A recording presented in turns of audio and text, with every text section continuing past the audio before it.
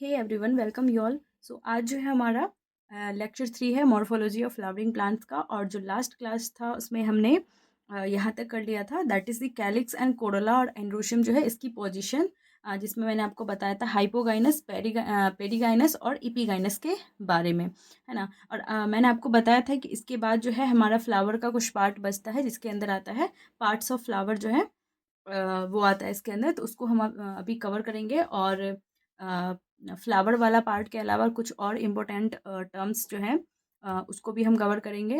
और फ्रूट वाला पार्ट जो है उसको पूरा कवर करेंगे, और सीड जो है उसका पार्ट भी हम कवर करेंगे आज।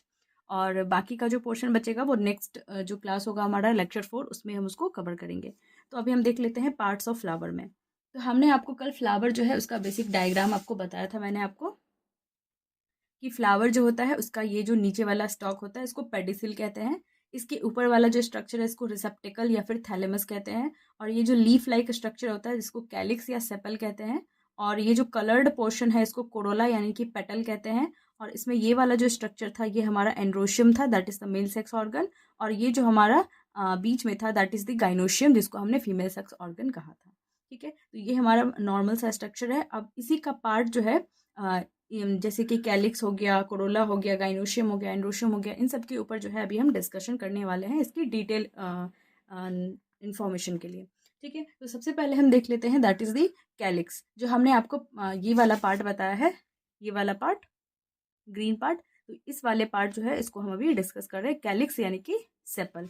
ठीक है, तो ये सबसे बाहर वाला बोल्ड होता है, सबसे आउटर मोस्ट वोल्ड। ऐसे ही मैंने आपको बताया था डायग्राम में कि ये सबसे बाहरी वोल्ड होता है, और इसकी जो मेंबर होती है वो सेपल होती है। मतलब बहुत सारे सेपल जो होता है वो यूनाइट करके क्या बना लेता है, कैलिक्स बनाता है। और सेपल होता क्या है, ये एक ग्रीन लीफ जैसा, पत्तों के जैसा स्ट्रक्चर होता है जो प्रोटेक्ट करता है फ्लावर को बर्ड स्टेज में। यानी कि बर्ड स्टेज में जब वो होता है, बर्ड के फॉर्म में जब फ्लावर होता है, जब अभी वो फ्लावर बनने में बाकी है, स्टार्टिंग पॉइंट जो होता है उसका, बर्ड स्टेज जो होता है, उस दौरान क्या होता है कि ये लीफ लाइक स्ट्रक्चर होता है, ग्रीन होता है। और ये फ्लावर जो होता है उसके यंग स्टेज में बर्ड को, उसको क्या करता है, ये प्रोटेक्ट करता है, मतलब उसको कवर करके ये रखता है कैलिक्स। ठीक है, उसके बाद क्या होता है कि अब ये जो हमारा सेपल है, यानी कि जो मेंबर है इसका कैलिक्स का, सेपल, अब ये सेपल या तो यूनाइटेड होगा या फिर फ्री होगा, मतलब अलग अलग भी सेपल हो सकता है और गुच्छों में भी हो सकता है। तो गेमोसेपलस होता है अगर वो सेपल यूनाइटेड है, अगर एक साथ जुड़ा हुआ है बहुत सारे सेपल मिलके, मतलब कैलिक्स बना रहे हैं, तो वो क्या होगा, गेमोसेपलस हो सकता है। और सेपल्स फ्री फ्री भी हो सकते हैं, दूर दूर हो सकते हैं, तो इसमें क्या होगा कि ये पॉलीसेपलस होगा। तो पॉलीसेपलस जो होता है इसमें सेपल्स फ्री होगा, और जो गेमोसेपलस होता है इसमें सेपल्स क्या होगा, यूनाइटेड होगा। ठीक है, तो ये हमारा पार्ट था कैलिक्स का। अब हम देख लेते हैं कोरोला। कोरोला मैंने आपको बताया था कि ये कलर्ड पोर्शन होता है। ठीक है, कोरोला क्या है, हमारा कलर्ड पोर्शन होता है। कोरोला जो होता है इसकी मेंबर्स जो होती है, जैसे कैलिक्स की जो मेंबर मैंने आपको बताया सेपल होता है। ठीक है, सिंगल मेंबर, मतलब एक मेंबर मिलके क्या बना लेता है, कैलिक्स बनाता है। जैसे सेपल मिलके क्या बना रहे थे, कैलिक्स, तो वैसे यहाँ पे पेटल होता है। पेटल जो होता है वो मिलके क्या बना लेता है, कोरोला बनाता है। इसकी मेंबर होती है, बेसिकली कोरोला की मेंबर होती है पेटल। ये ब्राइट कलर का होगा, ये मैंने आपको कल भी बताया था कि ब्राइट कलर का होगा to attract insect for pollination. जब पॉलिनेशन होना रहता है तो यही जो कलर्ड इसका पार्ट रहता है यही अट्रैक्ट करता है। डिफरेंट डिफरेंट जो कलर होते हैं फ्लावर्स के वो पेटल्स ही होता है बेसिकली। और पॉलिनेशन के दौरान जो है इंसेक्ट जो होता है, जो पॉलिनेटर्स होते हैं, उसको क्या करता है, ये अपने तरफ अट्रैक्ट करता है, क्योंकि because of their colourful visibility, मतलब ये कलरफुल विजिबल होता है। ठीक है, उसके बाद हम देख लेते हैं कि अब ये जो पेटल है हमारा, ये भी फ्री हो सकता है या फिर यूनाइटेड होगा। अगर ये यूनाइटेड है तो यूनाइटेड पेटल्स है तो गेमो पेटल्स होगा, और अगर पेटल्स फ्री फ्री हैं तो ये होगा पॉली पेटल्स। इसके बाद आता है हमारा कि कोरोला जो होती है इसकी अलग अलग शेप वगैरह होती है। तो कोरोला जो होता है ये ट्यूबुलर हो सकता है, ट्यूब के जैसा, बेल के जैसा हो सकता है, फनल के जैसा हो सकता है, और पहिए के जैसा ये हो सकता है। अब हम कोरोला जो होता है उसका नॉर्मल स्ट्रक्चर मैंने आपको कल भी बताया था फ्लावर का, और फ्लावर में वही उसका जो कलर्ड पोर्शन होता है ये होता है, ये पेटल होता है, डिफरेंट डिफरेंट कलर, इसकी कलर जो होती है कलर्ड पोर्शन है, तो ये इसकी पेटल है, एक एक पेटल, और ये मिलके क्या बना रहा है, कोरोला बना रहा है। ठीक है, इसके बाद होता है हमारा तीसरा स्ट्रक्चर, हमारा है एंड्रोशियम, जिसको हमने मेल सेक्स ऑर्गन भी कहा था। तो जो हमारा मेल सेक्स ऑर्गन है एंड्रोशियम है, और ये कंपोज्ड होता है स्टेमन से। मतलब बहुत सारे स्टेमन्स जो होते हैं वो मिलके क्या बनाता है, एंड्रोशियम, यानी कि मेल सेक्स ऑर्गन। ठीक है, स्टेमन जो होता है वही मैंने आपको बताया मेल की रिप्रोडक्टिव ऑर्गन होता है, या फिर सेक्स ऑर्गन कह सकते हैं। जो स्टेमन है हमारा, जो मतलब जो इसकी यूनिट है जिसके अंदर आता है, मतलब एंड्रोशियम के अंदर स्टेमन है। इस स्टेमन में क्या होगा, क्या क्या पार्ट होता है, बेसिकली क्या होता है, एक एंथर होता है, ये वाला इसका एंथर है, और ये वाला इसका फिलामेंट है। तो दो पार्ट होता है स्टेमन के अंदर, एक होता है एंथर और दूसरा होता है फिलामेंट। जो एंथर होता है हमारा, ये कैसा है, लोब के जैसा है, और दो लोब है तो बाइलोब्ड होता है। और हर एक लोब जो होता है इसमें दो चैम्बर्स होता है, मतलब एक लोब में दो चैम्बर्स और दूसरे लोब में भी दो चैम्बर्स। ठीक है, तो यहाँ पे दो लोब होगा और चार इसमें चैम्बर होगा, मतलब एक में दो लोब दो चैम्बर्स होगा। ठीक है, और इस चैम्बर्स के अंदर क्या प्रेजेंट होगा, पोलन सैक प्रेजेंट होगा, और इसी पोलन सैक जो होता है इसके अंदर पोलन ग्रेन हमें देखने को मिलेगा। और ये जो अभी मैं जो स्टेमन वाला पार्ट पढ़ा रही हूँ, एंड्रोशियम गाइनोशियम वाला, ये बेसिकली क्लास 12th की जो है sexual reproduction and flowering plant जो चैप्टर है उसमें पूरा अच्छे से इसके ऊपर डिस्कशन करेंगे। जो हमने आपको ये बताया है लोब के ऊपर, इसकी चैम्बर के ऊपर, जो मैंने आपको बताया है कि ये सारी चीज़ें जो हैं वो उसी चैप्टर में अच्छे से मैं डिस्कस करूँगी। अभी इतना ही इसमें दे रखा है तो मैं इसको इतना ही बता रही हूँ। ठीक है, तो इसके अंदर क्या होगा, इसी चैम्बर के अंदर पोलन सैक होगा, और पोलन सैक के अंदर ही क्या प्रेजेंट होता है, पोलन ग्रेन्स प्रेजेंट होगा। ठीक है, और ये इसकी जो फिलामेंट है, ये बेसिकली इसकी क्या है, डंडी है, यानी ये इसकी क्या है, स्टॉक है। ठीक है, ये स्टॉक और ये इसकी एंथर जो होती है, ये क्या कंसिस्ट करता है, स्टेमन को। ठीक है, जो हमारा स्टेराइल स्टेमन होता है, मतलब स्टेराइल का मतलब होता है जो रिप्रोडक्शन में जिसका जिसका कोई फंक्शनिंग नहीं है। तो इस तरह की जो स्टेमन होती है स्टेराइल टाइप की, उसको हम कहते हैं स्टेमिनोड, और इससे क्वेश्चन आता है, याद रखना है।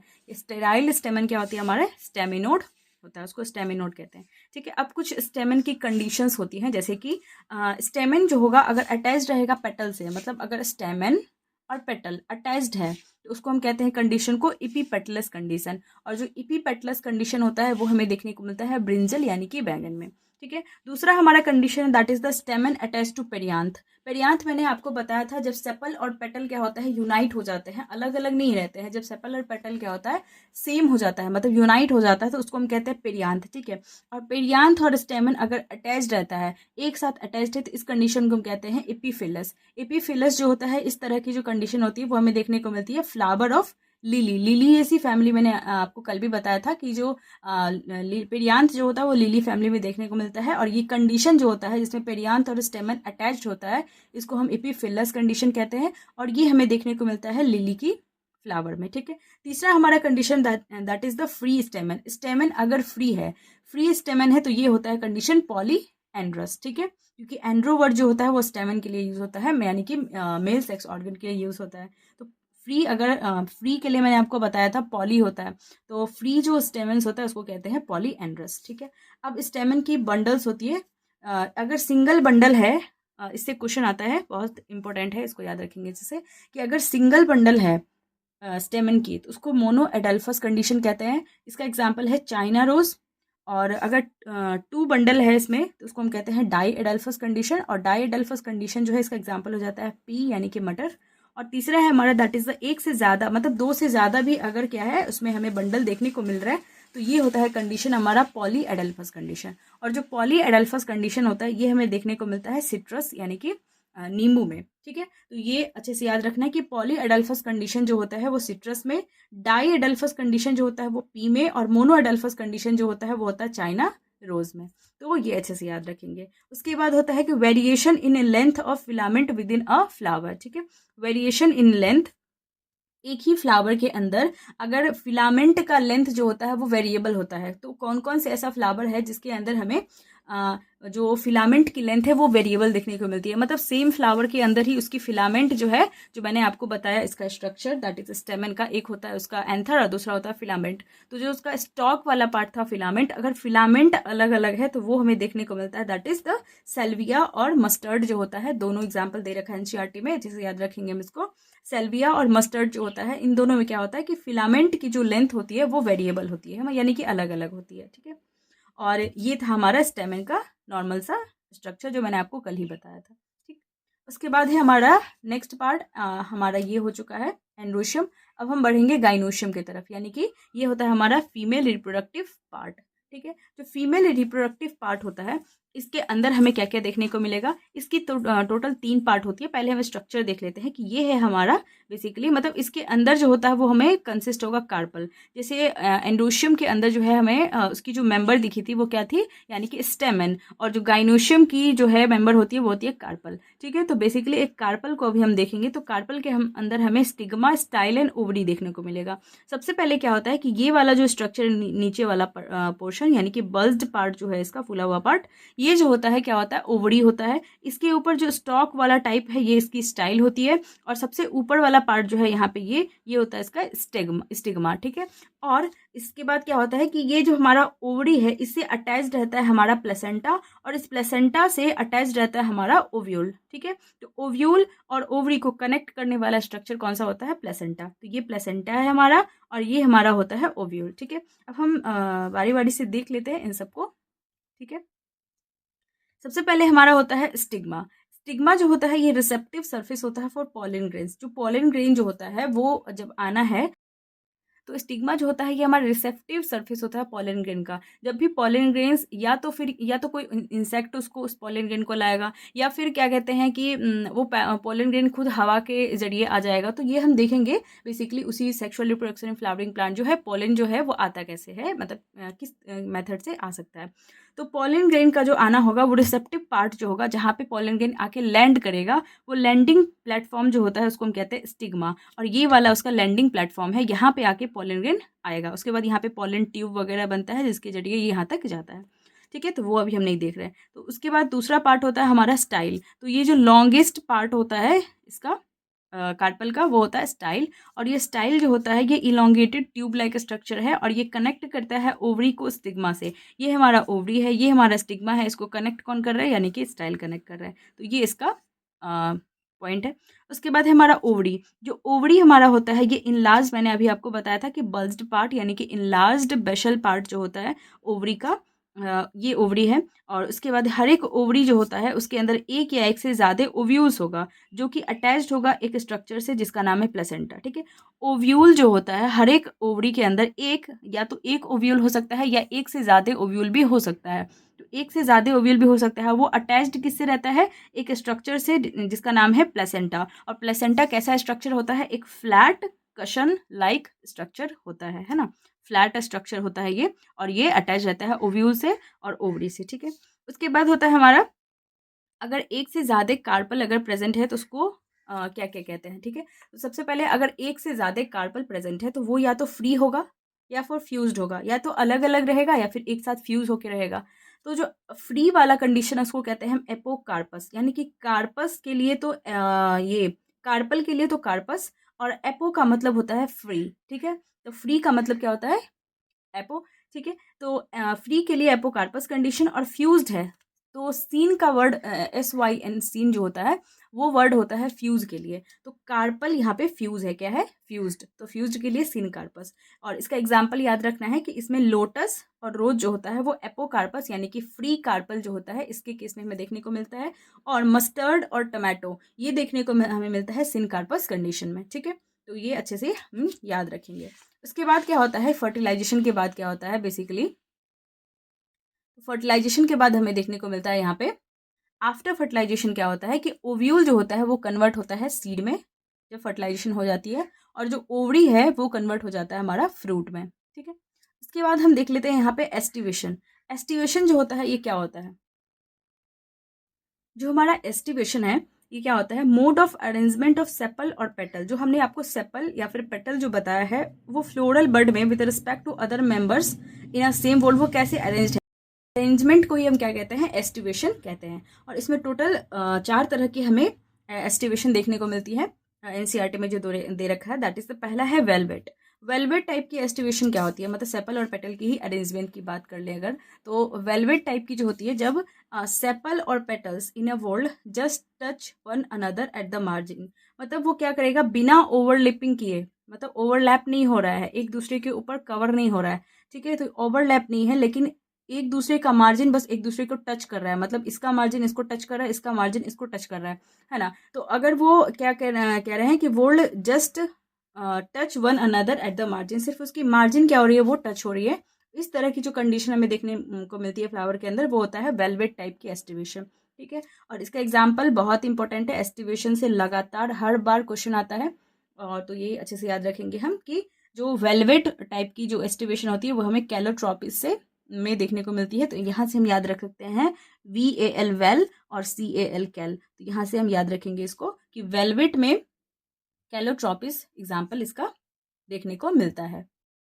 जो दूसरा है वो हमारा है ट्विस्टेड। ट्विस्टेड में क्या होता है कि one margin overlaps one another, मतलब एक मार्जिन दूसरे को ओवरलैप करेगा। जैसे यहाँ पे ये इसकी मार्जिन है, ये यहाँ गई और ये वाले इसको ओवरलैप कर रही है, मतलब एक दूसरे को क्या कर रही है, ओवरलैप कर रही है, ओवरलैप कर रही है, ओवरलैप कर रही है। लेकिन यहाँ पे जो ओवरलैपिंग देखने को मिल रही है कि हमें सेम डायरेक्शन में देखने को मिल रही है, मतलब ये इसके ऊपर, फिर ये इसके ऊपर, फिर ये इसके ऊपर, फिर ये इसके ऊपर, मतलब सब एक दूसरे को ओवरलैप कर रहे हैं और सेम डायरेक्शन में कर रहा है। तो ये वाले टाइप की जो होती है जहाँ पे सेम डायरेक्शन में एक दूसरे को ओवरलैप कर रहा है, ये हमें देखने को मिलती है ट्विस्टेड वाली कंडीशन में। और ट्विस्टेड का एग्जाम्पल है चाइना रोज, लेडीज फिंगर और कॉटन। ठीक है, तीनों बहुत इंपॉर्टेंट एग्जाम्पल है, चाइना रोज, लेडीज फिंगर और कॉटन, अच्छे से याद रखेंगे। तीसरा हमारा होता है दैट इज द इम्ब्रिकेट। और जो हमारा इम्ब्रिकेट टाइप की एस्टिवेशन होती है वो होती है कि जो मार्जिन्स है वो ओवरलैप करेगा लेकिन पर्टिकुलर डायरेक्शन में नहीं। जैसे यहाँ पे ट्विस्टेड में मैंने आपको बताया कि ओवरलैप तो हो रही है लेकिन एक पर्टिकुलर डायरेक्शन में, लेकिन यहाँ पे क्या हो रहा है कि पर्टिकुलर डायरेक्शन नहीं है कोई सा भी। तो यहाँ पे जैसे यहाँ पे ये इसको ओवरलैप कर रहा है, फिर ये नीचे आ गया, फिर ये ऊपर आ गया, फिर नीचे आ गया, तो ऐसे करके एक पर्टिकुलर डायरेक्शन नहीं है। और ये हमें देखने को मिलता है कैसिया और गुलमोहर में, और इसमें देखने को मिलता है इम्ब्रिकेट टाइप की एस्टिवेशन। ठीक है, तो यहाँ तक थी हमारी ये एस्टिवेशन की बातें। और एस्टिवेशन में एक और बची हुई है दैट इज द वेक्सिलरी। ठीक है, एक है हमारा लास्ट वेक्सिलरी। जो वेक्सिलरी हमारा होता है इसमें क्या होता है कि 5 पेटल्स, इसमें टोटल 5 पेटल्स होता है, जिसमें कि जो लार्जेस्ट होता है सबसे बड़ा वो होता है स्टैंडर्ड। ठीक है, तो ये वाला हमारे क्या होता है, स्टैंडर्ड होता है, जो कि ओवरलैप करता है 2 लेटरल पेटल्स को, मतलब ये दोनों लेटरल पेटल्स हैं जिसको हम विंग्स कहेंगे। ठीक है, याद रखना है नाम, लेटरल पेटल्स ये वाला होगा जिसको हम विंग्स कहेंगे, ये वाला होगा लार्जेस्ट वाला स्टैंडर्ड, और ये सबसे छोटा जो होता है यहाँ पे ये होता है कील। ठीक है, तो यहाँ पे है 5 petal which is the largest is the standard, overlaps 2 lateral petals यानी कि विंग्स, विच ओवरलैप 2 एंटीरियर पेटल जिसको हम कील कहते हैं, सबसे अंदर वाला पोर्शन ये होता है कील, तो इसको ओवरलैप करेगा। और इस टाइप की जो होती है ये हमें देखने को मिलती है पी और बीन्स के केस में, वेक्सिलरी टाइप की एस्टिवेशन। ठीक है, नेक्स्ट हमारा टॉपिक है that is the placentation. Placentation, यहाँ पे प्लेसेंटा का अरेंजमेंट हम बेसिकली देखेंगे। प्लेसेंटेशन क्या होता है कि यहाँ पे ओव्यूल्स जो होता है इसकी अरेंजमेंट हम देखते हैं ओवरी के अंदर, तो इस अरेंजमेंट को ही हम क्या कहते हैं, प्लेसेंटेशन। इसमें सबसे पहले है हमारा that is the marginal placentation. जो मार्जिनल प्लेसेंटेशन होता है वो क्या होता है कि placenta forms a ridge along the ventral suture of ovary and the ovules are born on this ridge forming 2 rows। सबसे पहले क्या होगा कि यहाँ पे प्लेसेंटा जो होता है वो फॉर्म करेगा एक रिज, ये वाला इसका रिज होगा along ventral suture। ठीक है, of ovary and the ovules are borne on this ridge forming 2 rows. यहाँ पे 2 रो बनेगा और यहाँ पे क्या होगा, ये इसकी ओव्यूल होगा इस ओवरी के अंदर, यानी कि इस फ्रूट, बाद में ये फ्रूट बनेगा। तो क्या होगा कि इसके अंदर ये रिज होगी इसका, ये वेंट्रल सुचर, और फिर क्या होगा यहाँ से ये इसकी ओव्यूल 2 रो में यहाँ पे निकल रही है। और ऐसा कंडीशन मार्जिनल टाइप की जो कंडीशन होती है, प्लेसेंटेशन होती है, वो हमें देखने को मिलती है पी यानी कि मटर के केस में। ठीक है, दूसरा हमारा होता है दैट इज द एक्साइल। और एक्साइल टाइप का जो होता है प्लेसेंटेशन, इसमें क्या होता है कि placenta is axial, placenta axile पे होगा और ओव्यूल जो होगा उससे अटैच्ड होगा in a multilocular ovary. Multilocular यानी कि एक से ज़्यादा लॉक्यूल वाला ओवरी के अंदर जो होगा प्लेसेंटा उसका एक्सियल होगा और ओव्यूल उससे क्या होगा, अटैच्ड होगा। और ये कंडीशन एक्साइल टाइप की जो प्लेसेंटेशन होती है वो हमें देखने को मिलती है चाइना रोज, टमाटो और लेमन के केस में।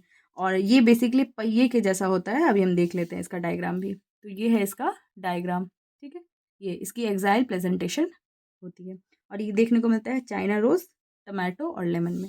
तीसरा हमारा है that is the parietal. Parietal के केस में क्या होता है कि ovule develop on the inner wall of ovary और ऑन द पेरिफेरल पार्ट, मतलब कि ओव्यूल जो होता है वो कहाँ पे हमें देखने को मिलता है, इनर पार्ट पे या फिर पेरीफेरी पे, तो ये वाली जो पार्ट है ये इसकी पेरीफेरी हो गई, या फिर इसको हम इनर पार्ट भी कह सकते हैं, क्योंकि ये वाली आउटर पार्ट है और ये इसकी इनर पार्ट है। तो हमें इनर पार्ट या फिर पेरीफेरी पे क्या देखने को मिल रहा है, ओव्यूल देखने को मिल रहा है, पेराइटल में होता है। यहाँ पे ओवरी जो होता है 1 चैम्बर्ड होता है, but becomes 2 chambered due to false septum. False septum यानी कि रेपलम जिसका नाम है, वो हमें देखने को मिलता है पेराइटल के केस में, और इसका एग्जाम्पल है मस्टर्ड और आर्जिमन। ठीक है, उसके बाद होता है हमारा फ्री सेंट्रल।